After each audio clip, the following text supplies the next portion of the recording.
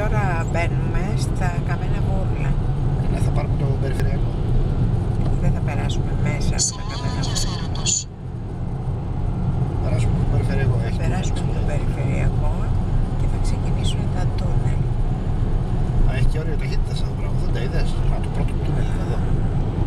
Να δούμε πώς θα βγάλει μέσα στο τούνελ που θα μπούμε. Ναι. Πρώτο τούνελ. Όριο ταχύτητας 80 Για να πούμε μες στο τούνελ τι θα βλέπεις εσύ σαν εικόνα. Ναι.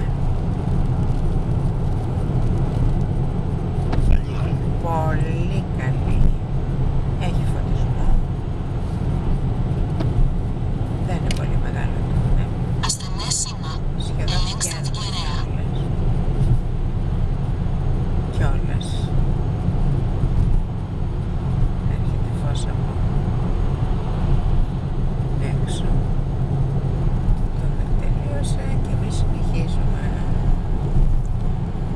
είναι κι άλλο. Ακολουθεί Εμένα το βγω να στρέψω λίγο δεύτερο αριστερά. και τα Καμένα Βούρλα τα αφήνουμε στην αριστερή μας πλευρά. Σημείο ενδιαφέροντος. Να πούμε εμείς στο τούνελ ξανά που είναι μπροστά μας και είναι το δεύτερο. Πόσα τούνελ είναι συνολικά? Πόσα χιλιόμετρα είναι? Ευκαιρία να δούμε και πόσα τούνελ θα περάσουμε. Να το συνειδητοποιήσουμε δηλαδή. Το έχουμε Ασθενές ξαναπεράσει. σήμα. Ελέγξτε την κεραία. Μέχρι να την ελέγξουμε την κεραία. Βγήκαμε από το τούνελ.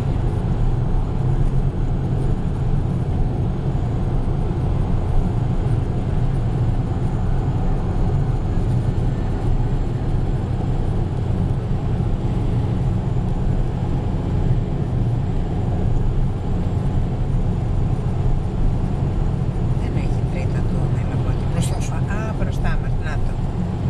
Μες στην ώρα που έλεγα και μάλιστα εδώ δεν είναι 100 χιλιόμετρα. Ενώ στα προηγούμενα έχουμε Σημείο ενδιαφέροντος. Ουράνιο τόξο.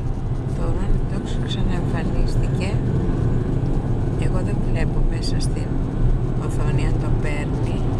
Τέλος πάντων. Ας ελπίσουμε ότι θα το δούμε στην τελική. Και τώρα μπαίνουμε στο